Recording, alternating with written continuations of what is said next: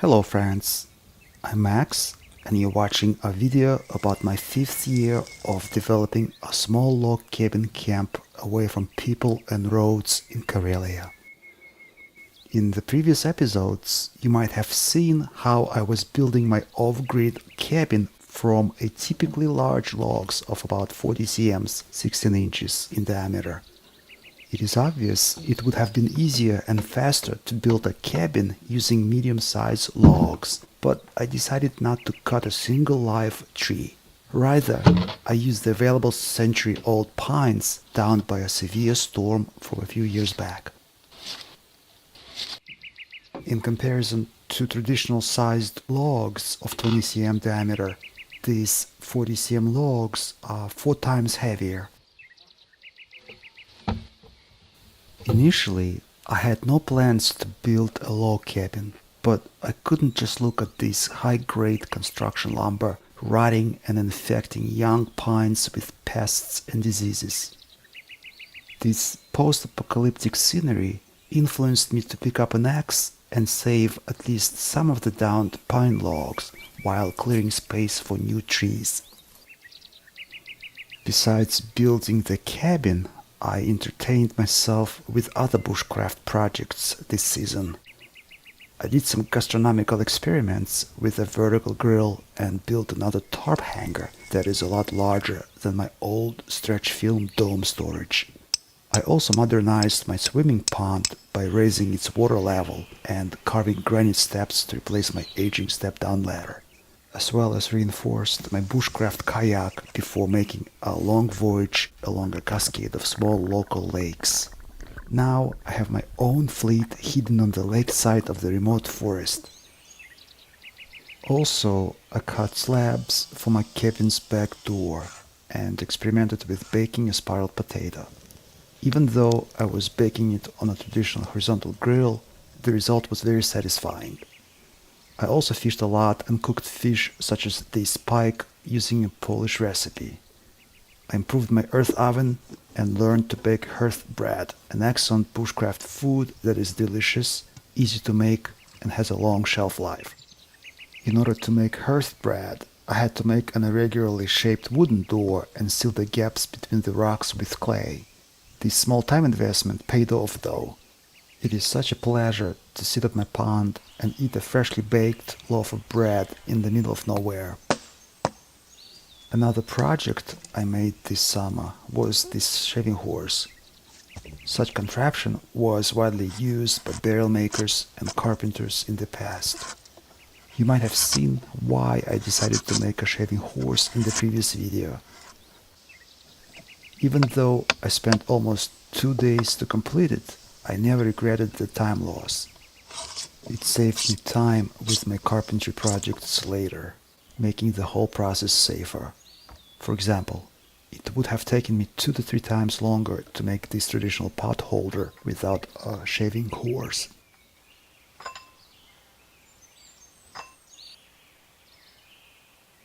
I made this bushcraft tar distillery to produce tar and rosin, and used rosin to adhere legs onto this primitive cutting board. As you can see, a lot of my projects interconnect with each other, but the main reason I made tar and rosin is for building a traditional Viking boat. I need tar and rosin for its waterproofing. I carved a primitive cooking mortar for my culinary experiments. I saw these traditional wooden mortars during my trip to Tanzania. Next season, I'm planning to make a mini-mill powered by a water wheel. In the meantime, a good old cooking mortar and pestle will do.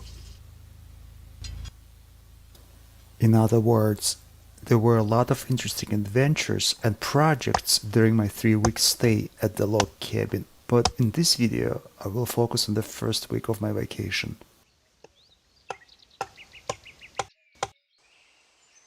As usual, everything started with the delivery of supplies from my boat to the campsite that is further inland. This year I brought a lot of gear and other needed supplies. If I didn't cut out a trail through hundreds of downed trees a few years back, I wouldn't be able to bring heavy equipment to my camp. My new custom-made modular backpack made the moving process much easier.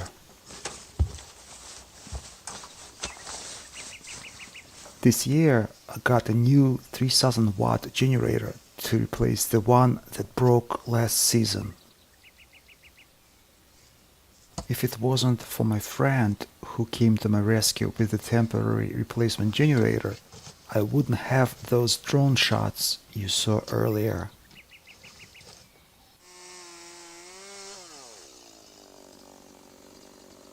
I made 4 trips to my boat and back, which got me pretty hungry, so it is time to start cooking. At the beginning of any expedition, it is best to cook the most perishable products first. In my case, those were eggplants and marinated meat that I just brought from the boat. I decided to cook them using a vertical grill method, which you might have seen in one of my previous videos. This one is an expanded version where you can grill multiple skewered dishes at once. I'm sure many people will say that skinning eggplants is not the way to go aesthetically. Here is my reasoning. Because I will be vertically grilling, I can mix the taste of eggplants and meat by positioning the meat on the top of a skewer. This way, the sizzling fat will run down, enhancing the eggplant's taste along with the smoke of the charcoal. This is why I peeled, added diagonal cuts, and rubbed olive oil onto the eggplants. I was so hungry that I even added a couple of skewered hot dogs to the grill.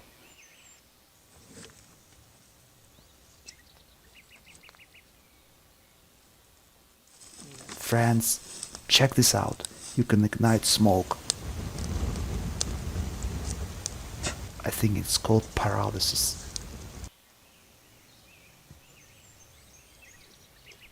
As you can see, my vertical grill is quite mobile, and you can easily move it to a different location even while it is burning, which is a pretty convenient feature to the vertical grilling method.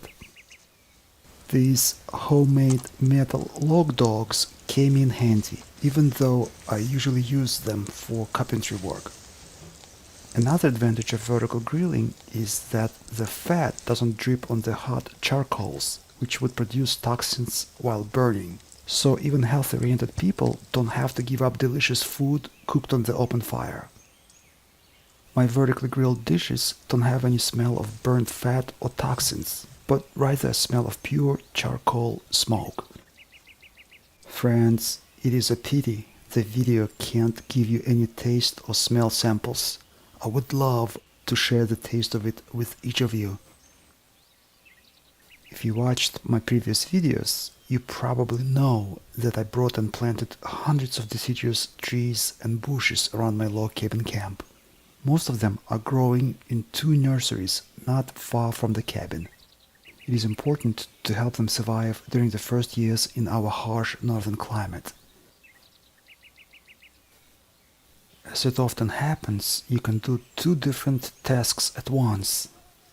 During my long absence, the bottom of my pond accumulated a lot of organic sludge, which is an excellent natural fertilizer for my saplings. I needed to clean the pond anyway, but throwing away organic fertilizer would be remorsefully wasteful, so I decided to allocate a spot for its composting. I weeded the saplings first. Luckily, you can easily make out rare and exotic trees from native plants. Then I laid out a layer of weeds on the ground for improvised composter, on which I dumped the sludge. I will use most of it next year when it turns into dark soil. Meanwhile, I used my last summer's stash of organic sludge to fertilize my trees and bushes. The dried organic sludge collected from the bottom of lakes or ponds looks very similar to peat, but it is by far more valuable as a fertilizer. While carrying this water-saturated sludge, I came to a conclusion that my dam works as a filter, separating and accumulating the sludge coming from the forest lake into the pond. To prevent it from happening in the future, I will have to add an overflow water pipe to my dam, but I will do it a bit later, as it is time to change the activity.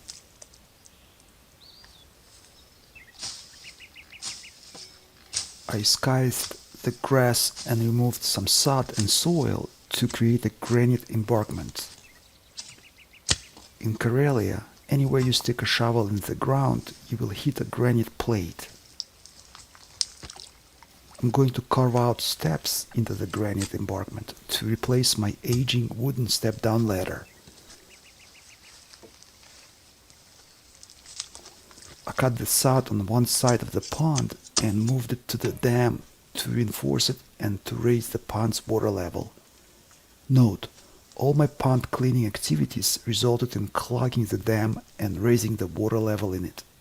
The first step of my ladder is already submerged underwater. Meanwhile, the fresh sludge has dried out a bit, and I will use a portion of it for tree planting now. This year I brought saplings of black walnut, northern catalpa, and hard walnut trees. The hard walnut saplings were a gift from one of my subscribers. In about 20 years, there will be a beautiful alley of walnut and northern catalpa trees leading to the log cabin. I hope to see it then.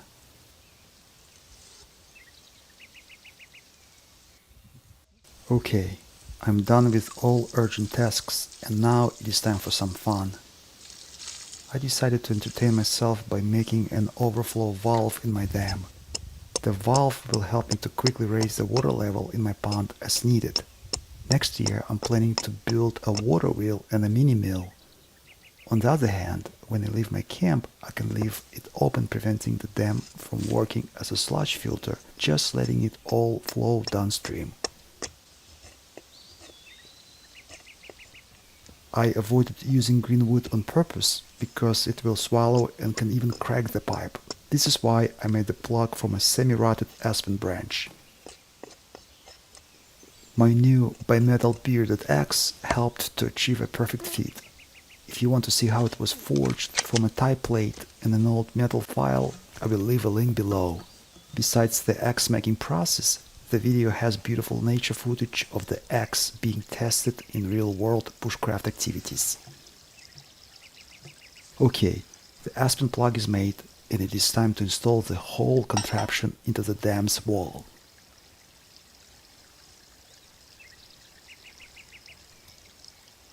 I recently found a clay source near my camp, which means I will be making some ceramics soon.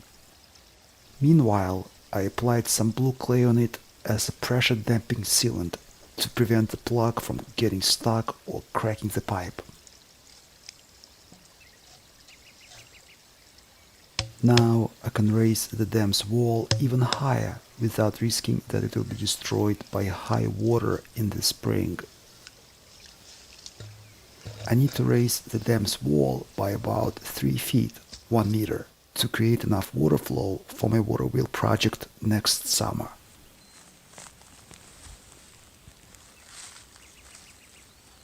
It has been a dry summer, so I decided to mulch my southern nursery to slow down the water evaporation.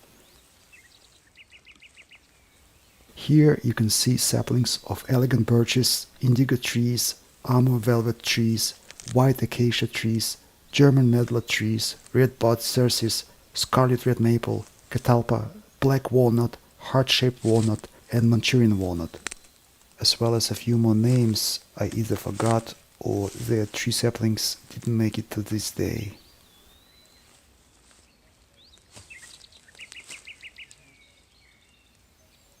Meanwhile, you can see the water level raised to the second step of the pond's ladder, and it is time to cook a meal. I already used up all perishable products, and I need to start procuring food supplies to supplement the ones that I brought with me. Cooking a fish soup is a good solution to start conserving on my supplies. It is a simple and nutritious meal, a bushcraft fast food.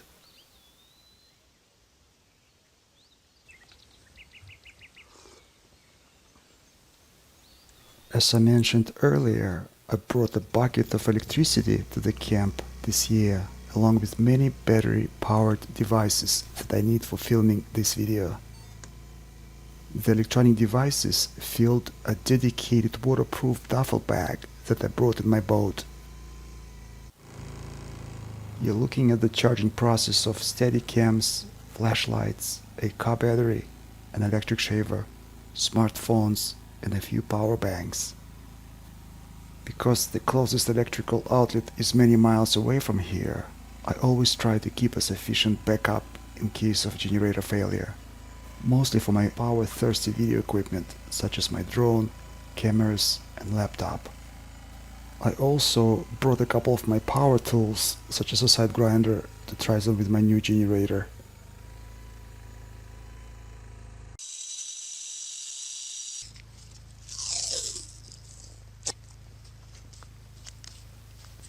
You've probably already guessed I'm carving steps for my pond to replace the aging wooden ladder I made 5 years ago. It could still serve me another decade, while the granite ladder will compete with great Egyptian pyramids in its longevity.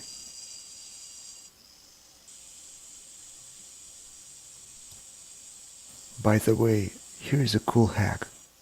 If you are wearing gloves, you can quickly change the side grinder's disc without using a wrench. It takes 2 quick hits and the disc's flange nut will loosen.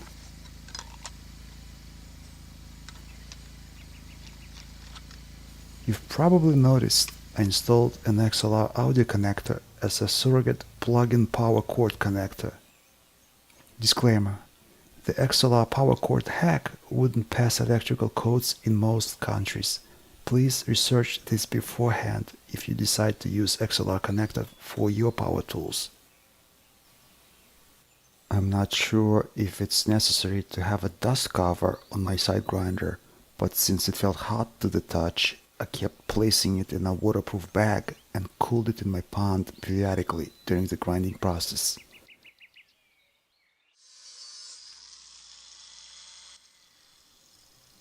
Making granite steps for my pond was an impromptu decision, which is why I don't have mason's chisel. It is not a big deal though.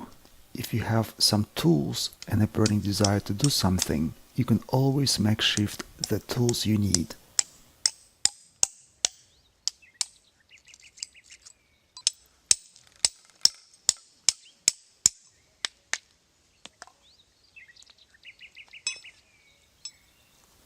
At home I have a chainsaw attachment that accepts a 12-inch diamond cutting disc, allowing to make 4-inch 10 cm deep cuts.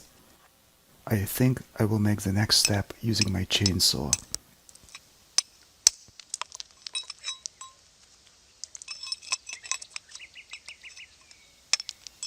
Every now and then people ask me how I manage to keep my clothes clean while doing construction work in my videos.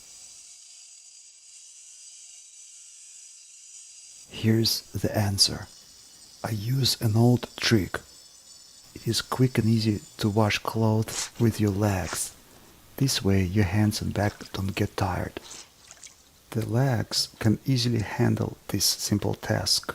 Moreover, my hands and back even welcomed the change of physical activity. When I went back to my step grinding work, I felt fully refreshed. However, I wanted to mechanize the process and build a water wheel that could work as a washing machine drum while being powered by the water flow of this stream. And of course, it is a bushcraft version of a water wheel made from local material using primitive tools. The water wheel could also power a mini mill, a sharpening wheel, a forge blower, and perhaps even an electrical generator. Please let me know what applications of a water wheel at my log cabin camp would be the most interesting for you.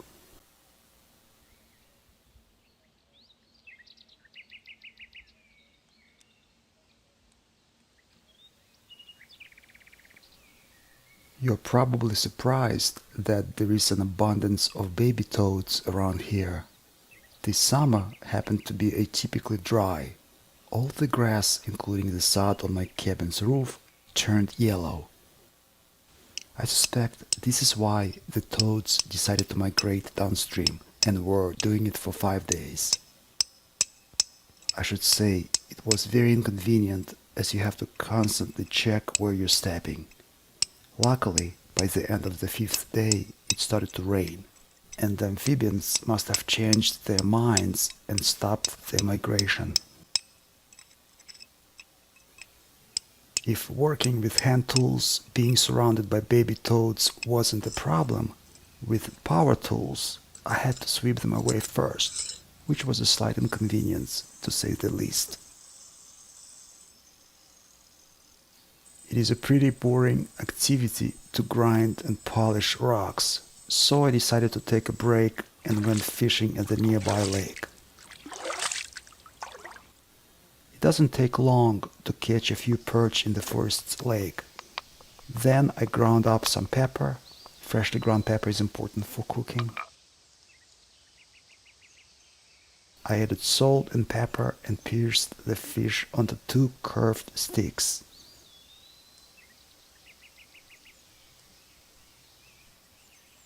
Note, it is better to use curved sticks, as this way the fish will cook horizontally, preventing juices from running out from its mouth.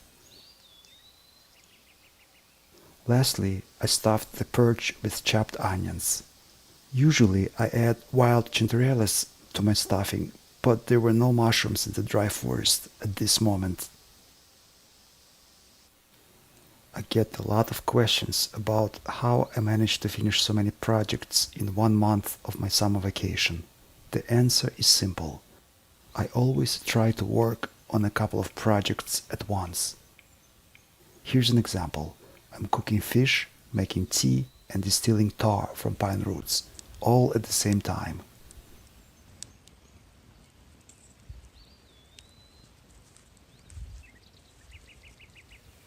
Okay, the lunchtime is over and I'm going to finish polishing the granite step. Once done, I started to clear a spot located downstream from the pond.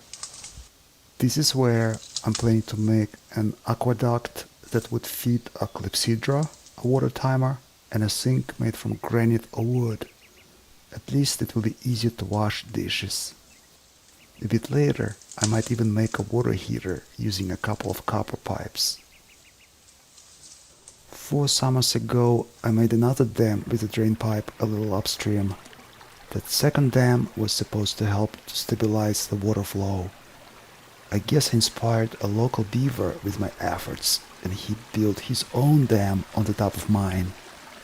The beaver clogged the drain pipe too.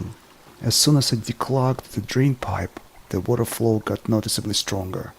So now I know there is enough height and water flow potential for my mechanical projects at the pond.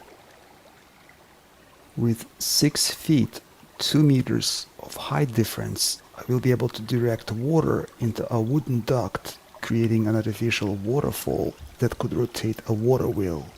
The water wheel will mechanically power a mini mill. I even plan to grow wheat and rye next year, so that I could make flour in the mini mill and then bake bread in my earth oven. Such bread could be considered 100% homemade. As you can see, the local amphibians are not afraid of me at all. Even though I kept scaring away this frog, it kept stubbornly coming back to the granite promenade. Perhaps it's because it liked to sit on the hot granite. I should say, it feels quite nice to stand barefoot on a polished granite step, warmed by the sun.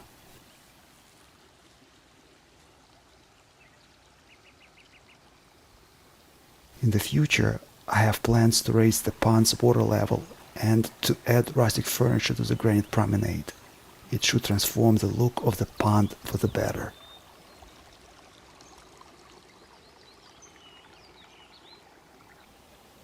Here's an interesting observation. A ripe raspberry doesn't sink or even get wet in water. There are raspberry bushes upstream, and if you throw something at the bush while sitting in the pond, the water will deliver delicious ripe berries right to you.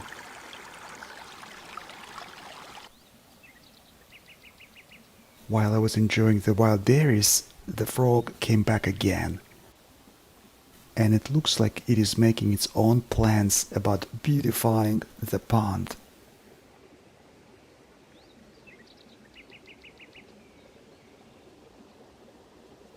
In conclusion, I will demonstrate how to drain the pond to prevent sludge from accumulating in it during the off-season.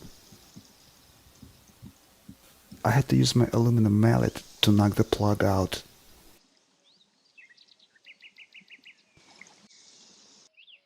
Lastly, I decided to plug the drain in the upstream dam so that I wouldn't upset my neighbor, the beaver. But I will have to make a larger plug because I forgot that the drain pipe here is slightly larger in diameter and the plug that I brought from the downstream dam is too small.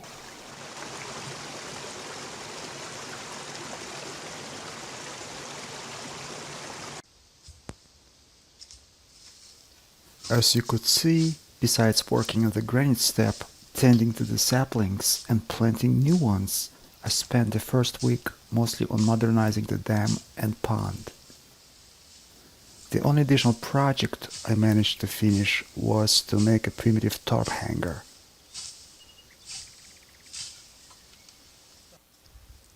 I'm not going to get into details because there is a separate video where I showed how to make a dome and a hanger using branches and tarp.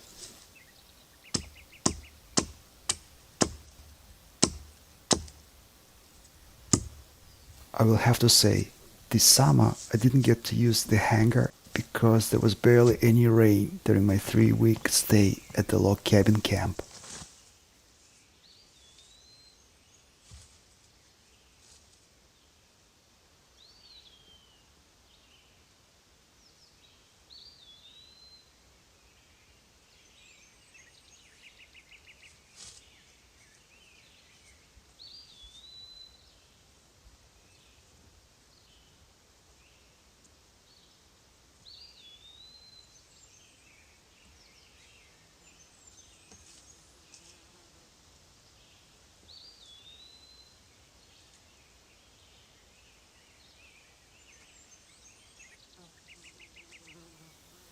This pile of sticks is what's left from my stretch film dome.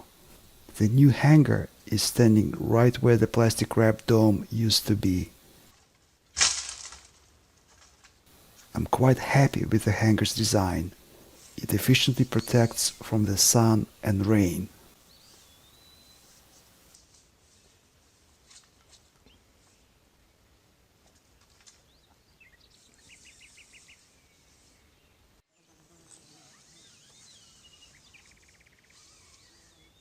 The blue tarp that has a straight cut is the same tarp that was presumably torn by the Yeti.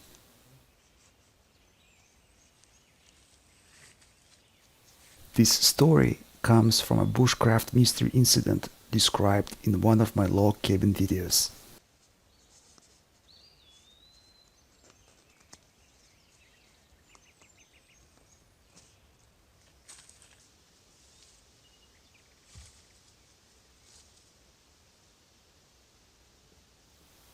I will bring my carpentry tools here to work on projects during rainy days.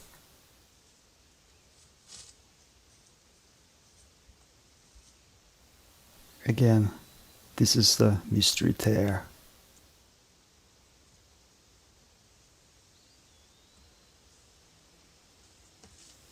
And you might have seen this green tarp in the video about my bushcraft kayak and catamaran.